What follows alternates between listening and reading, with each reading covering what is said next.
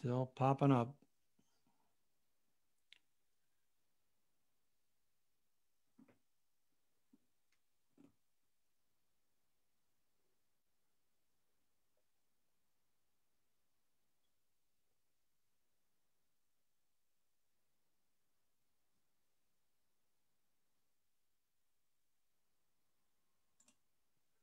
Okay, we're live on Facebook. Welcome everyone to another New Jersey Constitutional Republicans virtual conversation. It's my great privilege and honor once again to have Professor John Schaff, Northern University in beautiful South Dakota, join me today. Professor, welcome back to the program. Thanks for having me, JR. I enjoyed our last conversation. I'm very glad to be back. Well, it's great to have you. And we're talking about the book that the professor has written. He came out last year, and I want to get a picture of that book up for you. It's an outstanding book, and it's very important to constitutional Republicans, especially at this time, which we'll talk about with contemporary events. And the book is entitled Abraham Lincoln's Statesmanship and the Limits of Liberal Democracy. So, Professor, we want to talk about a little bit more with the introduction. We said that we were going to go through several parts of the book, and we continue to have these discussions, and we hope to really get into the nature of this book, and we encourage people to go out and buy it. You can buy it on Amazon, Abraham Lincoln's Statesmanship and the Limits of Liberal Democracy. Now, you're teaching political science at Northern University. Is that correct, Correct. Professor? Yeah, I teach political science. Just taught a class on presidency today.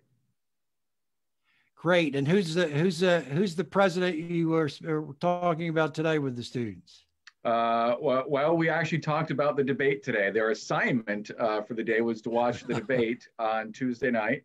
Who knows when those watching this live know that the debate was two days ago. If you end up watching this on a recording, that's when we're recording. And so their assignment was to watch it. So we talked about it, and thank God for YouTube. We could show clips of it in class. That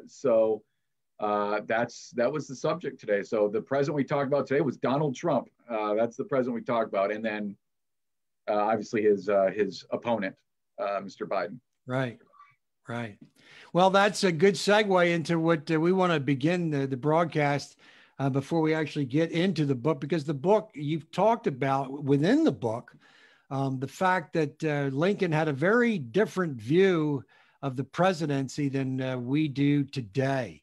And of course, that has been influenced by progressivism, but kind of elaborate on that a little bit.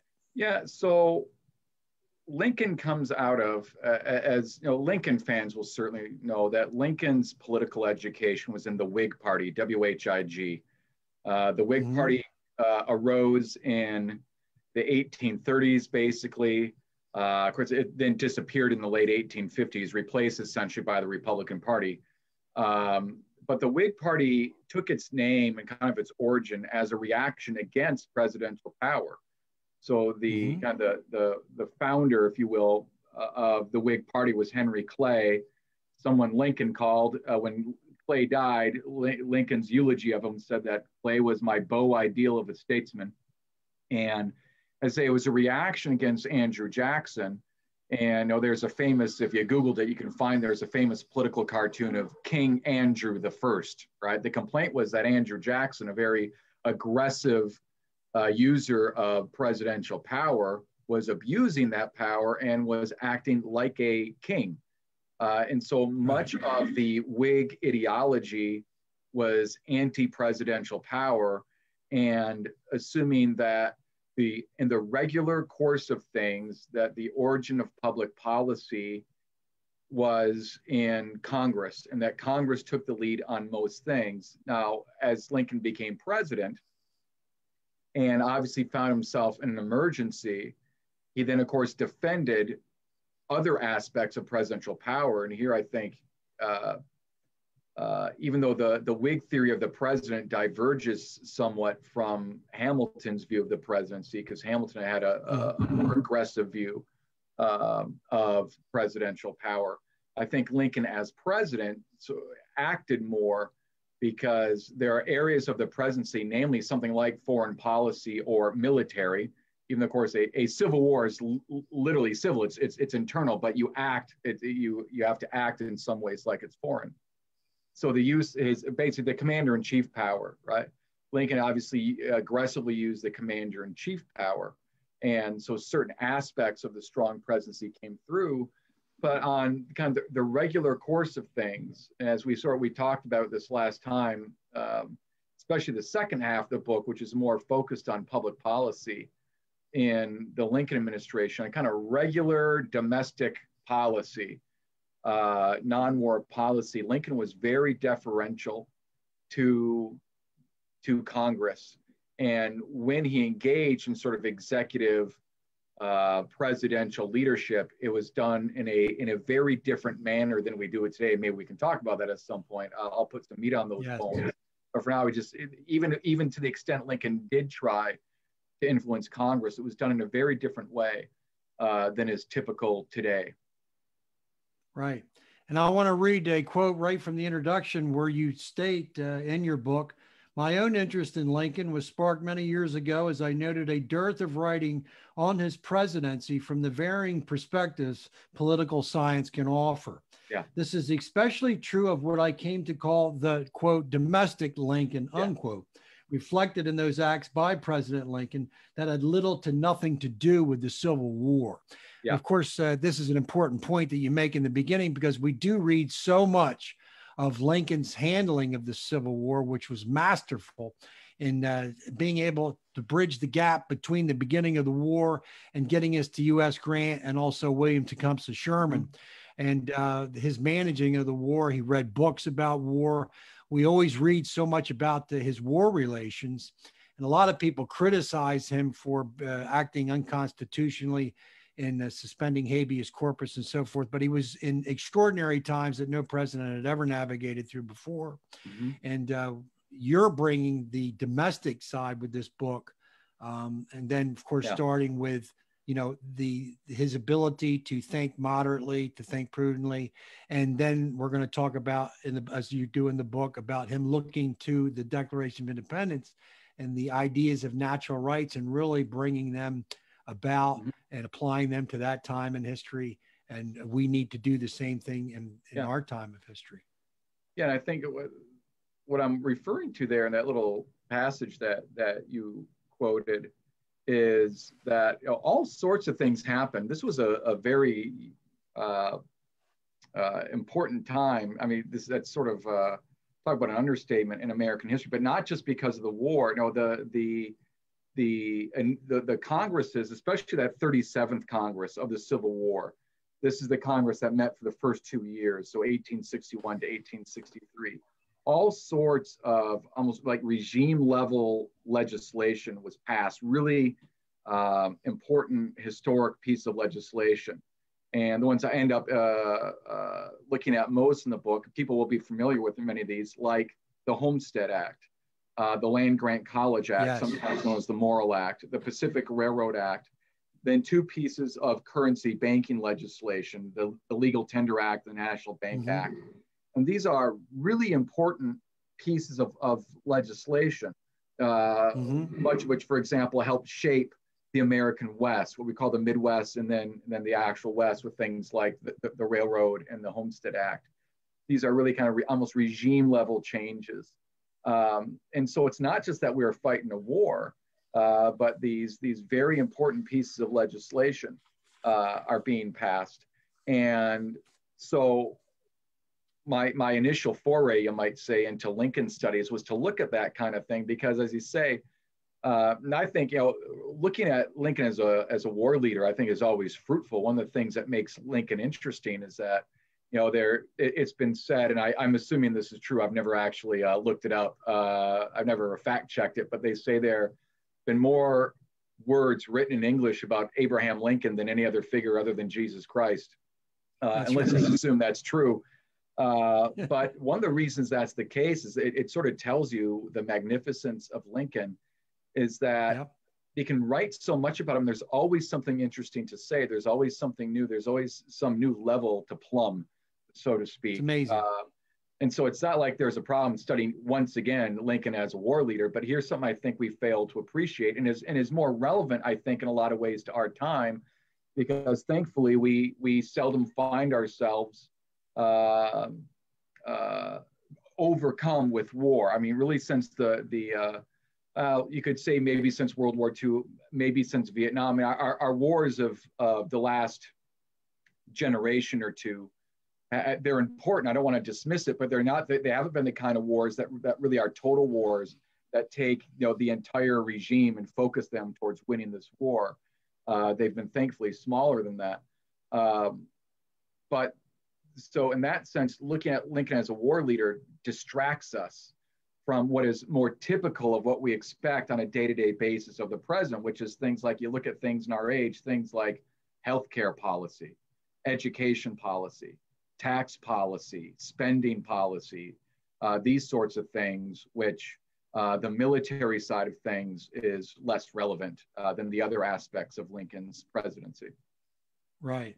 And we're going to flesh this out now, but let's talk about the dawning of the progressive era and how that's related to what we have today. Theodore Roosevelt was a great lover and admirer of Lincoln, but he wasn't like Lincoln at all in personality or in philosophy.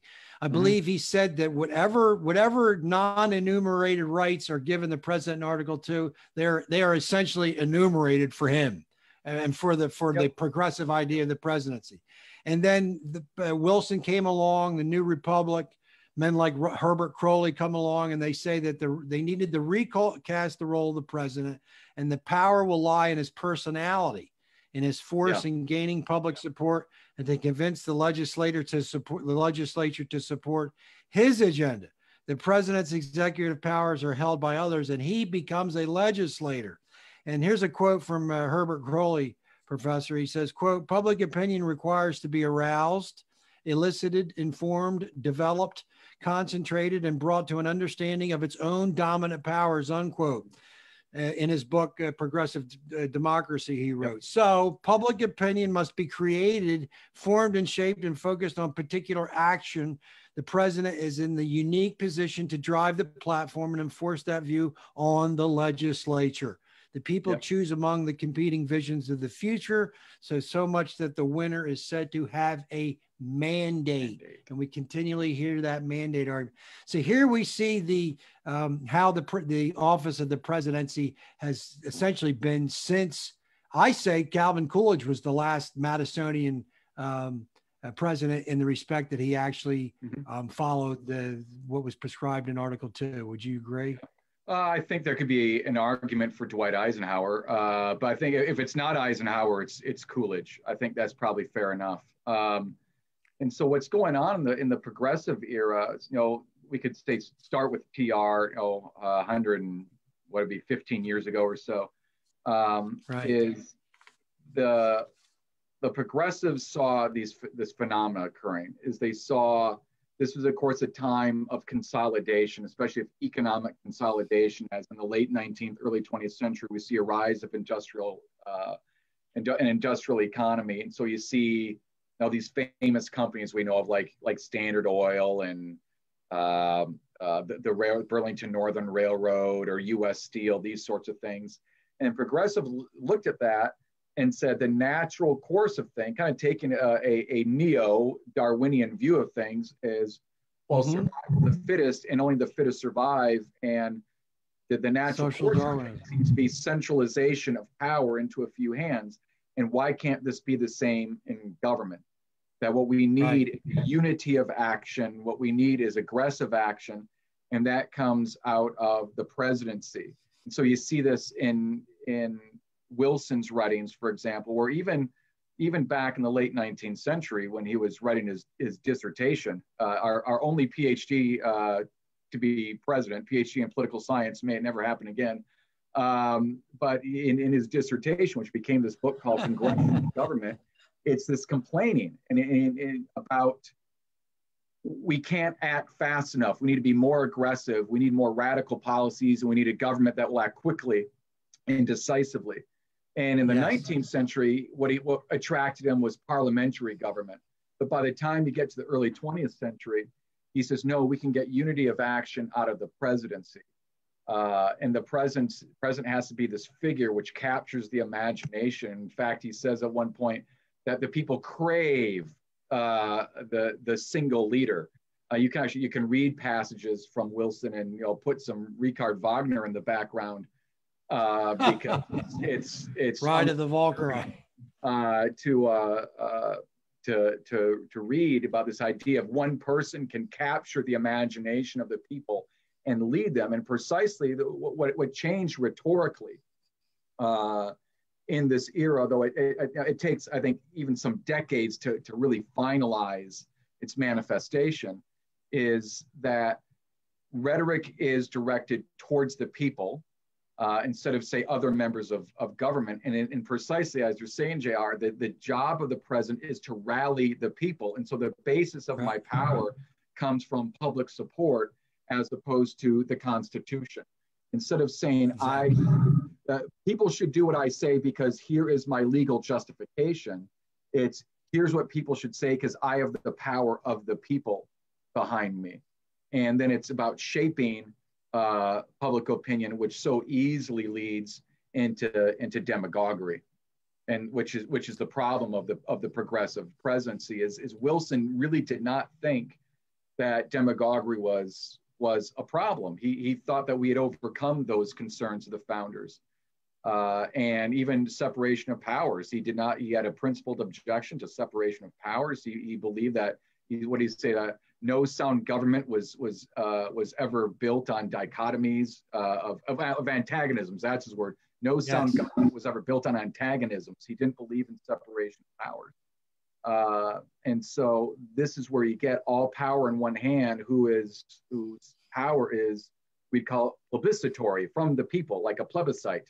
My power comes from the people, and my job is to rally the people. And the whole idea of what George W. Bush wants to write it as, the vision thing. This is where it comes from. A president needs to have a vision and inspire the people. Right. So with that background, everyone anticipated the debates this week. Everyone watched the debates this week.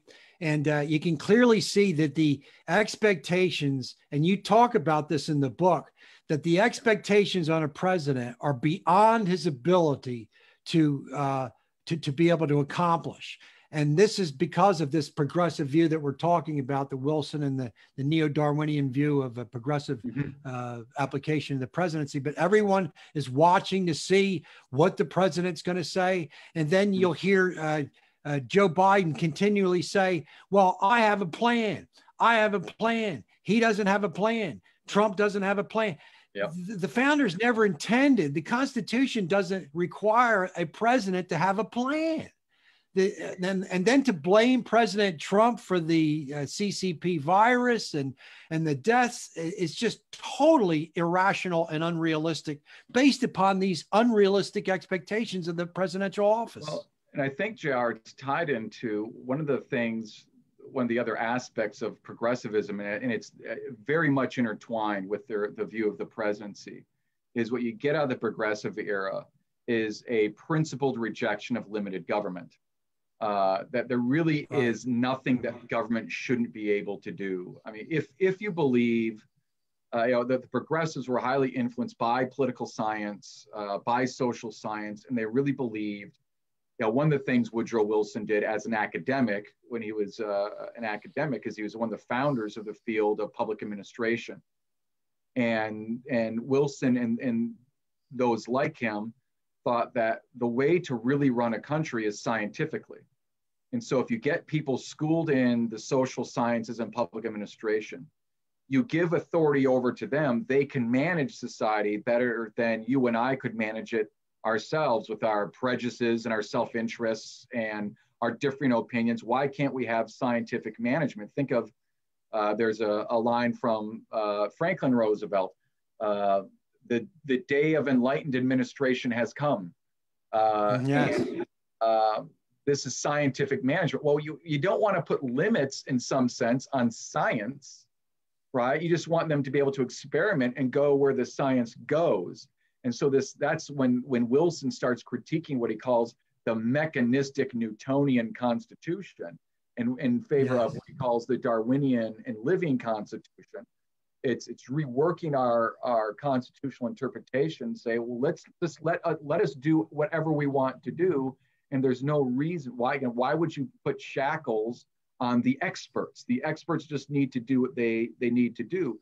So if you start with an assumption that the job of the federal government is to solve every problem and to solve it scientifically, then why wouldn't you want the president to have a plan on healthcare, on the environment, Right. on education, on taxation?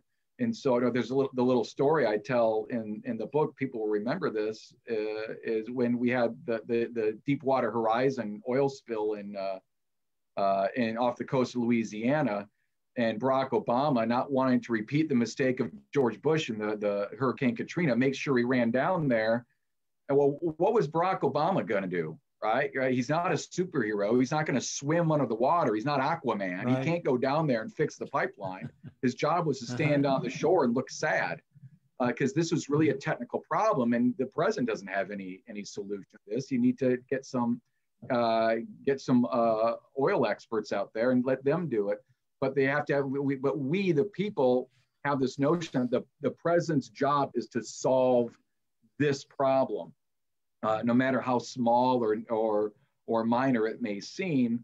The president needs to have an opinion on everything, from what our tax rate should be to who's going to win the NCAA basketball tournament. Right? We expect the president to have an opinion on that, instead of saying the president's role is limited to few things. And those few things that really are his job, we want to give, this is the Hamiltonianism, we want to give him sufficient power. You do not want to have a weak or impotent president on the things that are really the president's responsibility. Such, the most obvious one would be the commander-in-chief power. But we do tend, I think, tied to the commitment now deriving from progressives to unlimited government, the president then becomes the person whose job it is to solve all these problems, to kind of personalize or instantiate that idea of unlimitedness. Yeah, and of course, Franklin Delano Roosevelt, in his first inaugural address, the famous "We have nothing to fear but fear itself." He asked the Congress for unprecedented powers in order to fight this war. And what it was the Great Depression, and how that word war now is misapplied. Governor Phil Murphy here in New Jersey used the term for the CCP virus.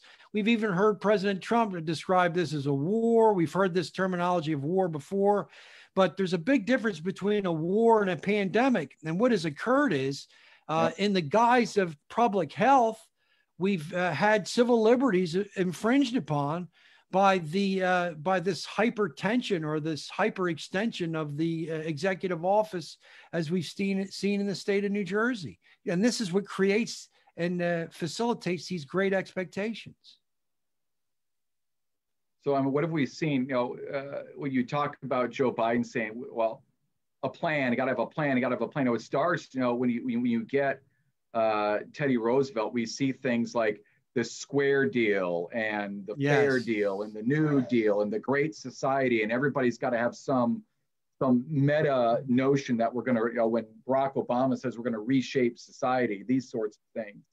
And then, as you say, every time what you do is you take everything, you turn it into a crisis, and you declare war on it. So in our lifetimes, we see a war on poverty, a war on inflation, a war on drugs. We've got a global warming crisis. We got an immigration crisis. We got a healthcare crisis. Now, to be sure, some crises are actual crises. Like a civil war, for example, is an actual crisis, right? Sometimes a crisis is a crisis. But we've seen, there's political science on this. You can measure this by presidential rhetoric, what kind of words they use, and crisis rhetoric has become regularized. And this is what I talk about is, when Lincoln is aggressive in fighting the Civil War, that's because that's an actual crisis, right? But then to take that idea of crisis, that idea of strength, and then say, now all these other aspects of the presidency, we have to take a crisis notion and apply it to them as well. when really what we need in so many of these policy areas is deliberation and conciliation. And, you know, I say this 1,000 times to my students. I maybe even said it in the last Zoom that we had, I can't remember. But according to our founders, the problem of democracy is not that it acts too slowly, but that it acts too quickly. And that when you act quickly, you act both imprudently, you'll make bad policy, you'll make mistakes. Great point. But also unjustly, because that's when rights are more likely to be violated, when the passions of the people are up and there's no institution to say, whoa, right, slow down. Do we really want to do this? And so, you know, Hamilton says that promptitude of action in the legislature is more often a vice than it is a virtue. He says promptitude of action in the presidency is a good thing when he's acting in his proper jurisdiction and proper direction. Because you need it right now. When 9/11 happens, we don't want George Bush to have a committee meeting to figure out whether we take all the planes down on 9/11. You need decisive action. But in regular public policy, what we want is deliberation. And through that deliberation, taking account of all the different interests in society, we hope to have a compromise and a moderation of those interests, maximizing the chance that everybody's rights are protected because everybody's interests are being represented. Now that gets ugly, and yeah, it's sometimes slow. But again, Hamilton says, you're better off having some really bad things, some really good things defeated than having all sorts of bad things make it into law. And so we'd rather have a deliberate sense of the people than this immediate action. And of course, the people of New Jersey, Professor, can understand because legislation is usually rammed through in no time at all here in New Jersey. There's no time for debate upon the floor. There's no time for amending legislation. With the Democrats in complete control, they just ram it through. People aren't able to come and speak their mind. We're not able to draw up rights of petition. It's done entirely too quickly. And I think what you've seen when you talk about Governor Murphy and other governors have done this as well, is now COVID is an actual crisis, right? A pandemic, certainly in the first couple of months, that's an actual crisis, but it seems like a lot of governors decided that they're going to take that. Remember when Rahm Emanuel famously said, never let a crisis go to waste. Well, they're not letting the crisis go to waste. And, you know, people like, once they get power, it's hard. You know, Jefferson said, you know, the time to get the wolf is before it gets in the chicken house. So you have to be vigilant and not let the wolf in. Right? So once someone gets power, it's hard to take it away from them.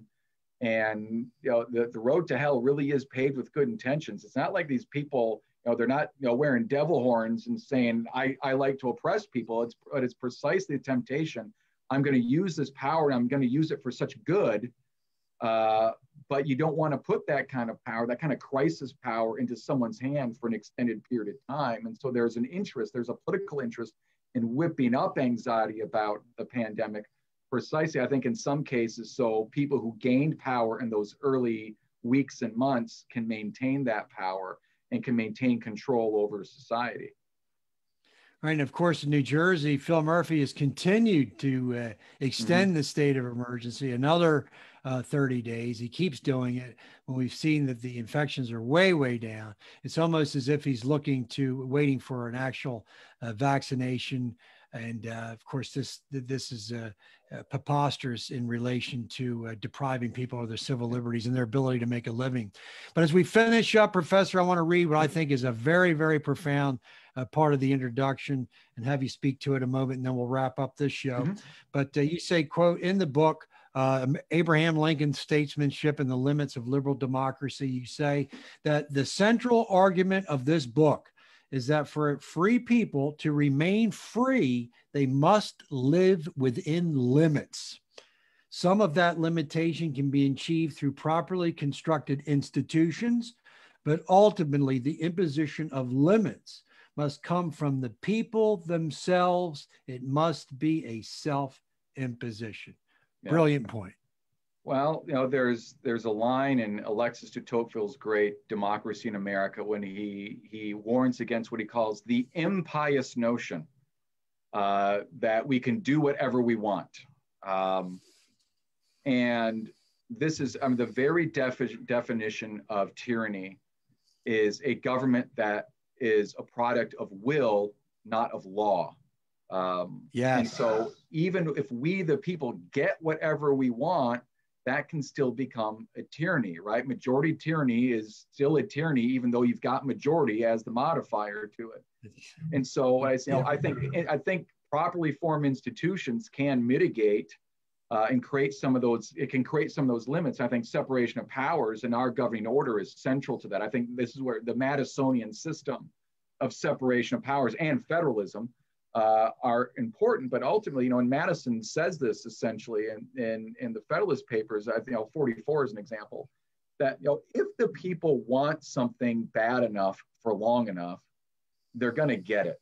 And so when chips are down, right, democracy is going to trump constitutionalism. So what that means is that we have to discipline ourselves. And so, for example, it's upon us as we educate people to educate people in the Constitution.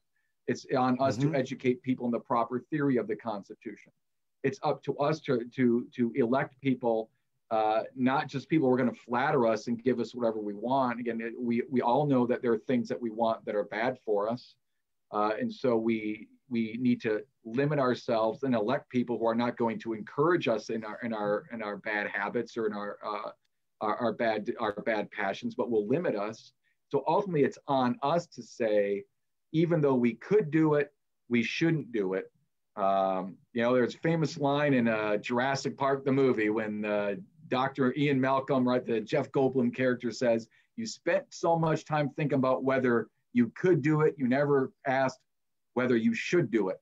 And this idea, and that's why we need statesmanship. One of the roles of the statesman is to teach us limits, and by his own actions and his rhetoric, I think especially through reverence for law, and especially for due processes. Things can happen, but they have to happen in a certain process, that we don't get things just because we want them.